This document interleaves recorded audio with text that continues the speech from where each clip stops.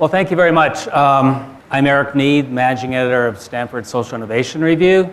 We also partnered with Dasra to produce the Impact India magazine, which all of you have at your chairs.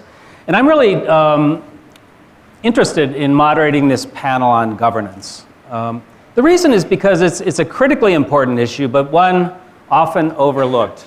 And not just in India, but in the United States and really throughout the world. So you might ask, if it's important, critically important, why is it often overlooked? Well, I think there's a couple reasons that I want to talk about just to kind of set the stage for our discussion here. One issue is because it's not something that really tugs at your heart. If you go out to a school, a rural school, and you see a group of young girls eager to learn and a teacher up there doing some amazing stuff, you really get excited. But if I took you to a government office and showed you a room full of clerks who are working really efficiently and diligently and honestly, I don't think that would really get you going. Often too, I think in the social sector, we make kind of a fetish out of things that are new and innovative. A social entrepreneur who creates a new organization that tackling healthcare, doing in an amazing way, and they scale it up into a size that's very impressive. But someone who's working to try to find ways to help government be more effective and deliver social services more effectively is not going to win any awards from the Schwab Foundation or the Skoll Foundation, unfortunately. And last, I think, partly it's because government is complex, it's messy. The things that you do to create change are, often kind of small things. And it takes many of these to accumulate to have an impact. It's also hard to measure, I think. We're going to talk a little bit more about that. There may be some differences of opinion on the panel. But if you compare it to things like, we can look at the percentage of girls passing the 10th grade matriculation exam, and we can measure whether that increases or not. That's a pretty clear outcome that we can look at.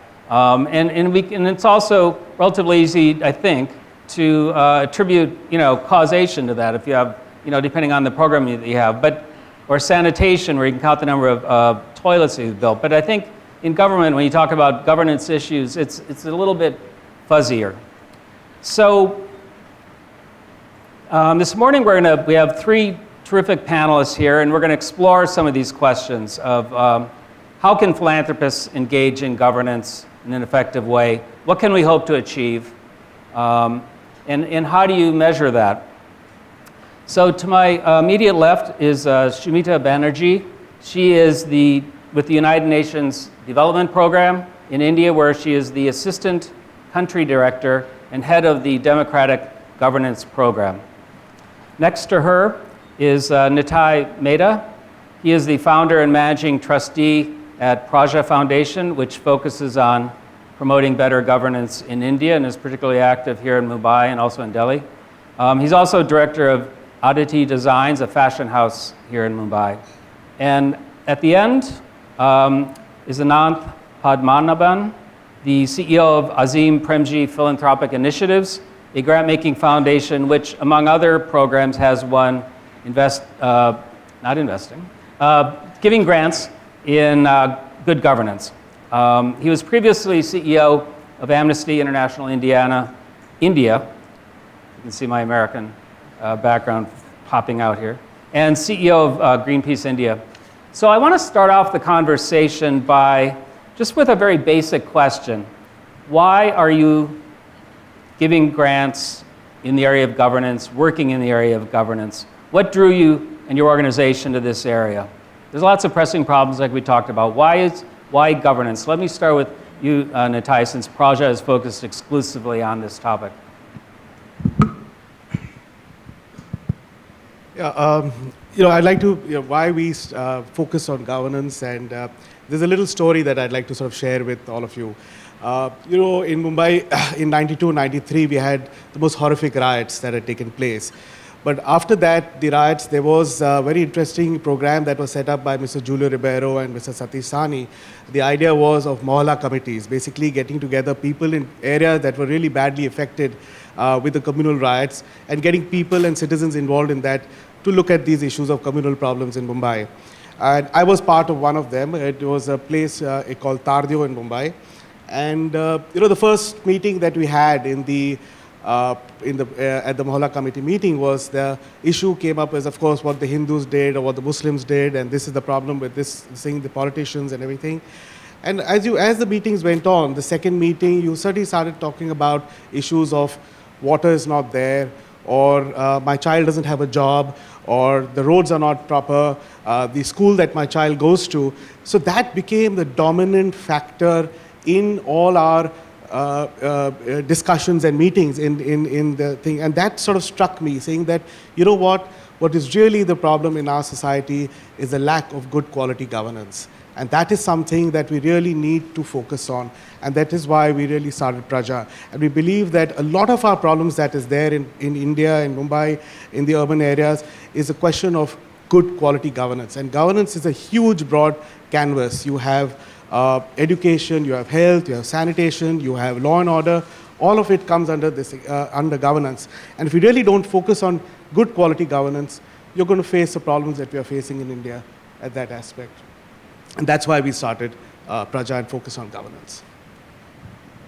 Yeah, I think what I was going to say, Eric, was said by the person who introduced the panel, I think. I think it's the first time I heard someone articulate it as Rohini Nilakeni, that, and I think now we've said it so often that we've lost the attribution. But I think the point is that no matter what you start with, you could start with education, you could start with health, no matter where you start your journey of trying to do something for society, in India very quickly you come up against what we all will recognize as a kind of a governance deficit. That if you really want to change things, there's something that has to be done to change the way we govern ourselves as a society. And I mean it in the broadest possible sense. I mean, as we are a democratic constitutional society, and I mean it in the broadest possible sense. But without somehow fixing that, or without somehow attempting to do something about that, rest of these sort of more seemingly tangible efforts might never lead to the kind of transformative change that one wants. Sumeeta? I represent an organization called UN Development Program, and we are an intergovernmental partner. And amongst the UN family, actually, it's the only, amongst, I think, 30 odd UN agencies, it's the only agency that has a very strong focus on governance. And to answer your question, why governance? I think, clearly we see governance as one of those cross-sectoral kind of, areas. Why? Because it's unless you really address some of those, you talked about the governance deficit, but you really address some of those wicked issues of, how government interfaces with citizens, what is the engagement, what is the participation of people, and how do they contribute to whether it's policy making or even decision making at their own level. And unless you address things like strengthening an institution of governance, strengthening the last mile access of people, the real sustainability of whatever we are doing, whether it's a sectoral program on health, whether it's even if you look broadly at economic growth, the sustainability of those interventions will not come unless you have actually touched upon those wicked problems. So that's one of the reasons we believe very strongly in focusing on that aspect. Well, let me follow that up with governance is a very broad term, and when you say you want good governance, everyone can, it's like, who wouldn't disagree with that? But what does it mean concretely? What are the guiding principles that constitute good governance that we can identify and focus on? The UN has probably, I would assume, done some work around that. I mean, is it things like justice, or is that a political issue? Or are we focusing on just effectiveness, transparency? What are the principles? I think, some of the core principles that we believe constitute good governance would be looking at issues of equity, most significantly equity and equality at its very, very kind of fundamental level. Participation, like I said, how communities and how citizens engage and participate, a very important principle of good governance. Third one would be definitely efficiency and how public investments and investments made by partners like all of you, how they actually touch the citizen really at the last mile. And the last one I would say very importantly would be rule of law and how we are able to ensure normative standards, whether they're global agreements on human rights or there are agreements that the country has made at its own level. How are some of those normative standards being implemented and how is the rule of law and access to justice particularly for the most marginalized, how is that being put in place? It's interesting that when we, at the grassroots, when we are really working and you're trying to explain to the common man and women about what is governance and how does it affect, and so we've sort of looked at how can we really translate this for people at a more understanding level. Is when we are saying we are working towards good governance, what does that mean? Ultimately, our objective is to look at improving the quality of life of citizens of this country. Second is to look at improving the simplifying people's lives. What we find is whether it is getting a simple ration card or getting a license, or tailor getting a license to open a shop, the whole process has become so complicated and so difficult. How do we really simplify these processes? How do we actually really look at simplifying people's life so that they can achieve their aspirations and their dreams? And to me, that is the crux of good governance. And I think that is something that we should really focus on and explain to the citizens that this is what it means. And for everybody, for all of us out here. So I looked up the World Bank governance indicators, the worldwide governance indicators. As I told you, they, after all, invented the term. And somewhat facetiously, I said they invented the term to do politics by another name. So, so the 6 dimensions they say are voice, and I quite like them. So voice and accountability, political stability, lack of violence, government effectiveness, regulatory quality, rule of law, and control of corruption. So, I mean, that's... So are these principles do you think those transcend political parties? I mean, is this an issue that everybody can agree on, or are there things that we're talking about here that are code for something else that people might object to? So, I think it's an interesting question. I think, I think, for example, if you take rule of law, I think that's something that increasingly everybody, irrespective of which side of the political spectrum they come from, will agree. I mean, for example, contract enforcement is a rule of law question as well, right? And if you look at India, that's a big problem for investments, right? And if you are a poor person who is sort of picked up on suspicion and become one of the hundreds of thousands in Indian jails who are sort of languishing without due process, that's also a rule of law question. So I think we can quite easily agree on rule of law, but I think the next layer of what does one do about it, I think is where one's own, let's say, ideological persuasions will be different, and therefore the actions would be different. I agree with Ananth on this matter. The thing is that I always come back to what Praja is doing and how do we really, because our Praja's program is engaging with the elected representatives also, and also with the administration government, and how do we sort of cut across these barriers or ideological barriers as far as governance is concerned. And that's been a sort of a challenge. And what we really reach out to the political parties is that it sort of goes back to the main story that I started off with, communal issue and then the issue of governance. If you approach them on issues that are something that they all agree on, so for example, healthcare, or on education, or on rule of law, and police, these are things of affordable housing. You start with these issues first. When we do our report cards on performance of our elected representatives, we don't focus on the ideology of the person. We look at the focus of what work he or she is doing after they have been elected, on issues, on facts. And I think if you take that approach with the elected representatives, all the political parties, I think there is a common ground that can be created for change, for better governance.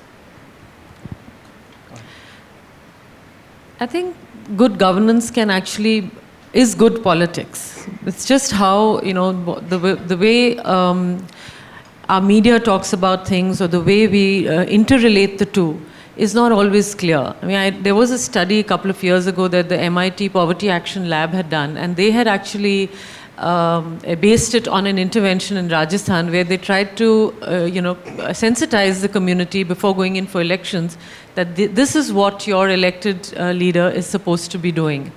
And, it was not really to say that this leader is doing a good job or this one is not. It was just to sensitize, because the moment you bring in that correlation and the sensitization, I think the interventions related to good governance follow, because even the elected representative knows that he or she is their performance is being tracked. Unfortunately, those linkages and incentive systems don't exist. In some countries, we've experimented, for example, in Indonesia and Vietnam, with something known as governance assessments, where the performance of provinces and subnational governments, state governments, is being compared based on governance parameters. And believe me, it is the most contentious assessment and index that comes out, because governments are made and are fall based on some of these kind of rankings. Well, since you brought up the issue of rankings, I think one of the core principles of strategic philanthropy is that one makes evidence-based decisions. So you're looking at outcomes and the ability to define them and to measure your performance against them. When you're talking about things like health and education, you can, at least at a micro level, look at certain indicators pretty easily. But when we're talking about governance, about things, the kind of principles that you talked about, what is how do you define and measure those outcomes? And can you talk about that in regards to specific programs you've been involved in? What did you set up as the outcomes you're looking for, how you were able to measure them? Because I think my sense is that in governance, it's a little more difficult, because you're talking about a very complex system, government, and its interface with society. Start at the end. I think it is, before I get to the question of measurement, I think there's something you said that I wanted to respond to. I think we can't get away from our own normative assessments. It's not a value-free space. No space is value-free. Education could mean 100 different things to people. So the fact that we care and believe in things, evidence, you can gather evidence about whether you are you're making progress in the direction that you care about, but evidence can't tell you what to care about, I guess. Right. Mm-hmm. So having made that point, I would say, I'll just give you an example. So one of the things that we are on the verge or we started doing some funding in is improving the third tier of government in India, the 73rd and 74th constitutional amendments, the so-called Panchayati Raj institutions. The background for that is with the 14th Finance Commission, there's a lot more money going directly to the panchayats. I'm not even talking about the state devolution, I'm talking about the money that's going directly to the panchayat. So you're trying to make that system work. And if that system works, then you will find that the quality of the village development plan, the quality of meetings of the committees that are developing those plans, the quality of health services, educational services, sanitation services, etc., would improve. So you're intervening in what seems like a complex process, but it's not very difficult to figure out whether it's working or not. Now, to do a diagnosis and change your theories of change, that's more complicated. But it is not at all complicated to figure out whether you're changing anything or not. I think if once you know what you want to do, I think it's not that much of a problem. And of course, the question of, is the change happening because of my X crores? That's a more complicated question as well. Yeah. So, as an organization that has been working in the area of governance since the last nearly 20 years now, we are often asked that question, that how do you really measure the impact or the change? And you talk about governance and what has it really changed in Mumbai, or what are you hoping to achieve the change in Delhi that you're working in? And, it's sort of, that's a question that really comes up, and we sort of debated and discussed this and sort of built it into our programs. So I'll give you an example. We have a program called Praja Dialogue, which really looks at collecting data on what is happening at the constituency level. And one of the areas, verticals that we're working in is health. And in 2011, we released a report in Mumbai talking about the number of people who had actually passed away due to malaria. And the data we had collected was from the cause of death certificates of Mumbai. We found that about 1,100 people had died in malaria or due to malaria in 2010. And the mayor called us and said that, why are you saying that 1,100 people had died in Mumbai due to malaria? And whereas my department, and I've been told, only 169 people have died. And so I said, this is the data that we used got through Right to Information from your own department. So she said, okay, let me call my department people. And those people were there. And they came and said that, madam, there's one thing that is, which we have not really looked into. And the fact is that we only look at the deaths that have happened in municipal hospitals and who have come to municipal clinics. Whereas we don't look at the ones that happen in private hospitals and at homes. So we don't really take that into account. And as we know that nearly 80% of Mumbai's population use private hospitals and clinics. So that's where, the mayor really didn't have anything to say. And what we believe happened next was that if people out here live in Mumbai, there was this whole campaign that started called Fight the Bite. I'm sure you must have seen it, the posters up in various things. And that has been sort of a measurable impact that happened in what we were saying. I'll take another small example, which I don't think we are fully involved in. I mean, we have created that impact. But the issue of police and police reforms. Now, that is something that the government, the Supreme Court has asked the states to implement the police reforms recommendations. And one of the things that we were fighting for is to try, because of the low conviction rates on serious crimes, we were fighting for telling the government to say that, you must separate investigation from crime. And we found that that is one of the reasons that because of bad investigation and you're finding that the conviction rates were really falling. It had come down to something like 7% average. And one of our recommendations that we were talking for a long time was start by separating investigation from crime. And Sanjeev Dayal, who was the Director General of Police of Maharashtra, after meeting us, I won't say that we were directly involved and involved in that this thing. He was also sort of convinced of the fact that people also want it. And next, is that he's issued an order of separating investigation from crime and asking all the police stations to do that. So that is something that has been sort of an impact that you can really measure. So it boils down to the fact that when you're really working at the grassroots level, you need to show the impact that has happened over a period of time. You can't say that this may happen or this perhaps will happen. Yeah. You need to really get down to that. So, Sumeeta, I want you to answer that, but before you do, I just want to say that after she gives her response, we're going to open it up to Q&A from you in the audience, so be ready. Maybe I want to say one thing before you open it up, after her. Okay. So, challenge, I think, in measuring on governance is probably one of the most complicated aspects of the work that we do, because firstly, change in this space comes slow. It's not like building a toilet or building a home for a poor person.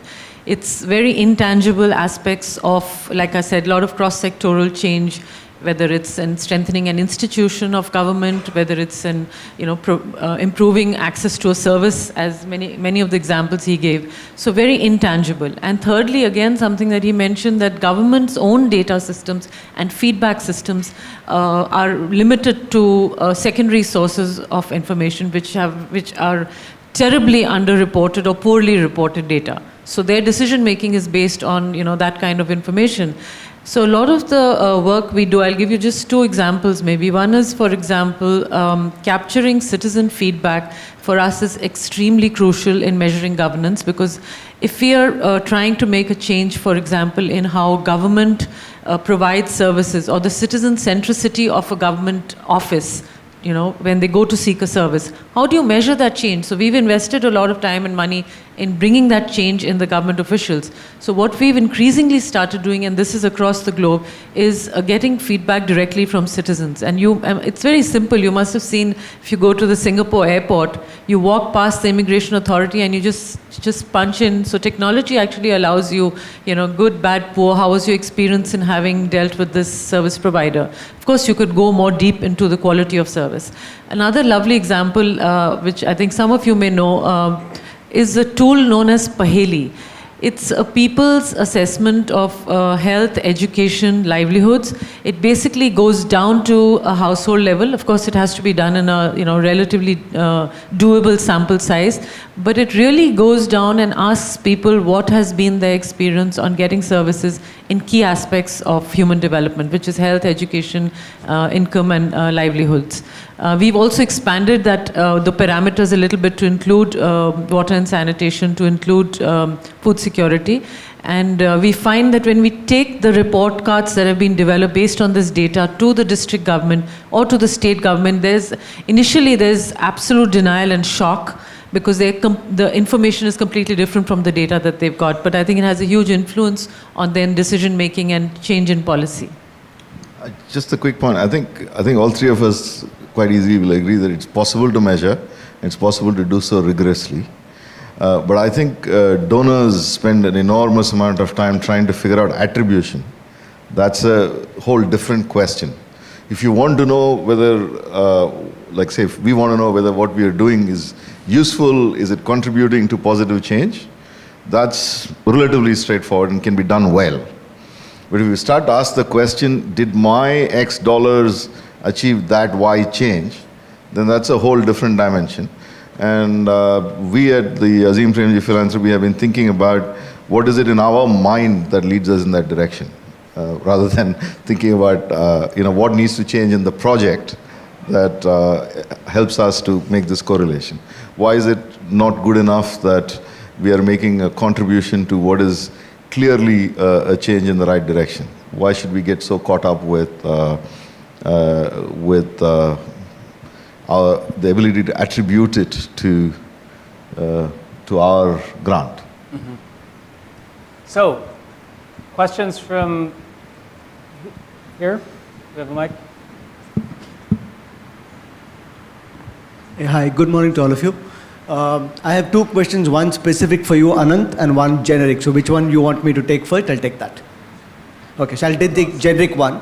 So one of the biggest challenges in identifying places to invest is the Prime Minister's Relief Fund and the Chief Minister's Relief Fund, okay, which is, to put it mildly, a black hole.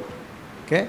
Is there anything in the governance process that has been initiated across the country which allows us a peek into what is happening there? Because most organizations and organizations that we look at, if you look at their balance sheet or look at their the CSR policy, it always adds one sentence to say anything that is not covered in the above.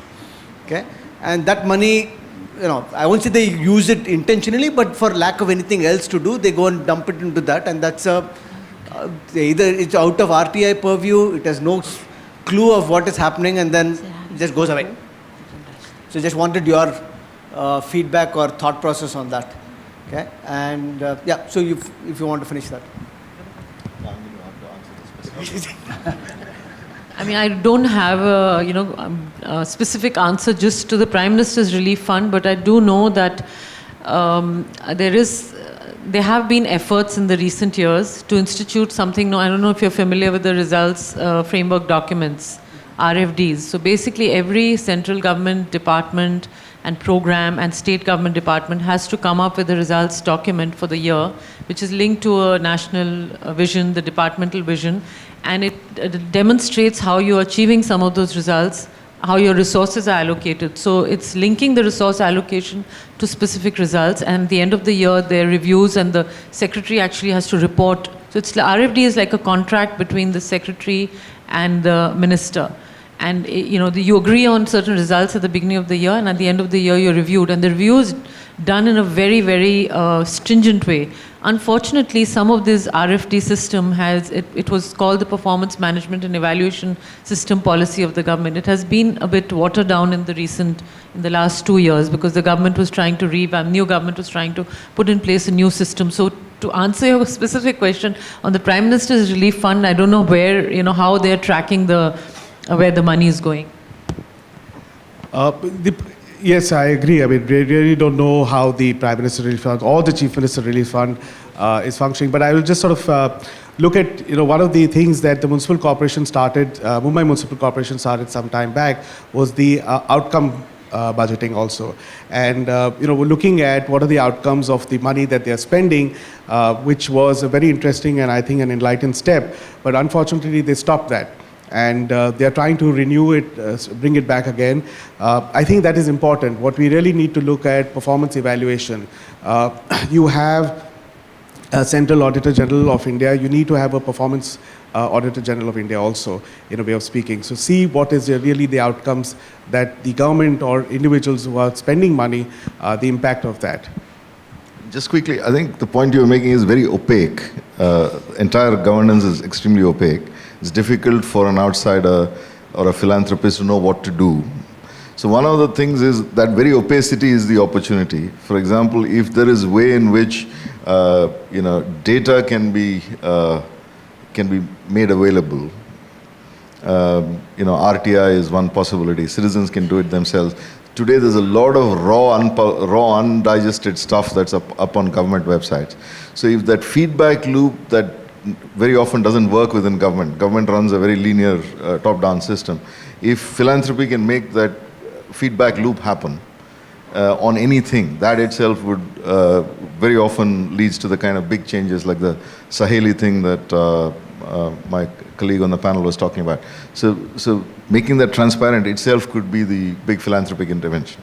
And it's low cost relative to the program, very high leverage. So I think we just have time for one more. Well, can we get another question? Because we only have time for one more. I've got the stop sign flashing at me. Over here. Hi, I'm Dr. Shrey Desai from Seva Rural. And there are so many stakeholders in governance when we talk about, but mainly there are four kind of stakeholders: politicians, bureaucrats, citizens, and the service providers actually who are touching the lives. So my question was, when we are talking about governance, the service provider may not like it, right? Because it's going to increase their work, it's going to make the whole thing transparent. So if you can share, especially Mr. Mehta, if you can share any of your experiences about how to create value for the service providers to get engaged in the governance intervention so that the whole thing becomes more palatable and acceptable for them and so that we can move forward. Thank you. Working in Praja for the last few years, we started a development program called Praja Dialogue. And basically the idea of Praja Dialogue is to get the various stakeholders, that is your elected representatives, the government, and civil society and citizens involved in discussing issues that happen at the constituency level. And what we did is we worked on 6 verticals. One is education, health, crime, civic issues, what your elected representative is doing, and also affordable housing. These are the areas that we sort of collected data. We use right to information to collect data and sort of put forward reports and white papers on various issues. Now, when you start putting out data out there on the performance of so government is actually the service provider for citizens and for all of us.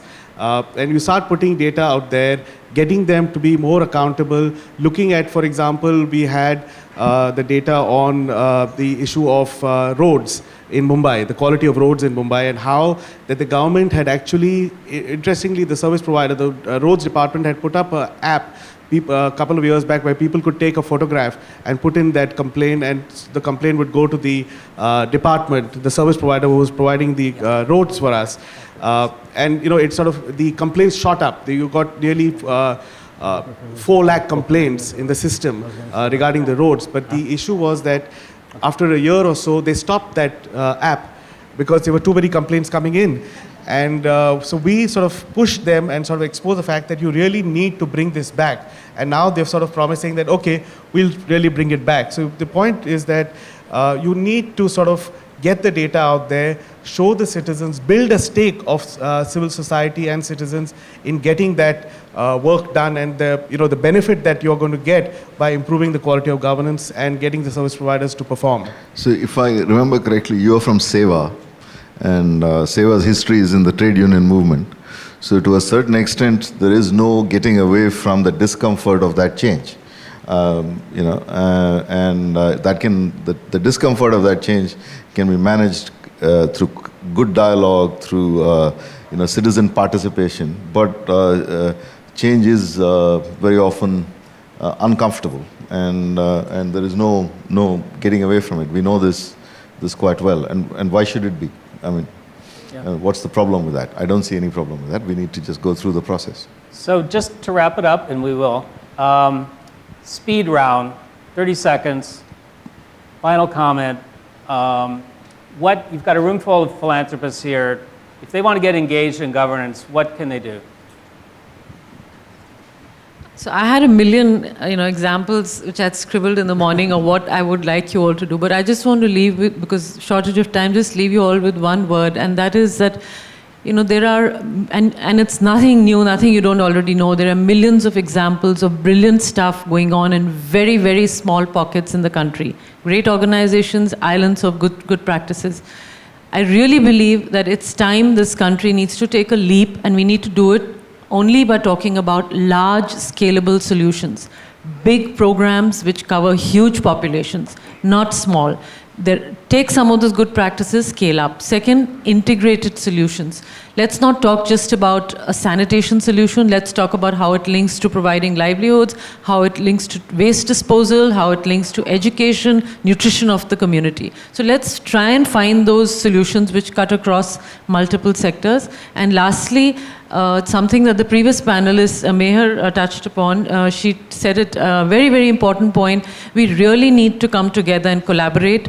We are coming up with something known as a blended finance model, where we are going to be designing these integrated and scalable solutions based on our understanding of what has worked on the ground, and invite strategic partners, only those who are very serious and interested, from private sector, from philanthropy, from bilaterals, and of course also government financing. So we leverage different forms of financing to actually implement that solution at scale. And that's something I want to leave behind as a thought, and invite discussions with any of you at any given point of time. The thing is that a lot of us feel that governance is this esoteric, sort of subject that people just. You have to understand that what has been the situation of this country and where we are today is because of bad governance that has happened in the last 60, 70 years in our country. Whether it is Mumbai having 50% of the population living in slums, or in India you just have 2 cities that have a 24-hour water supply, all this is an outcome of bad governance.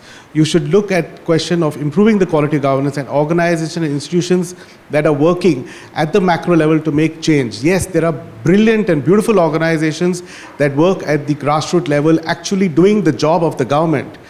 But if we can really get the government to do its own job, we'll make a greater difference and a greater impact. And I think that's the most important thing that people out here in this room should really think about when they are looking at governance as a subject.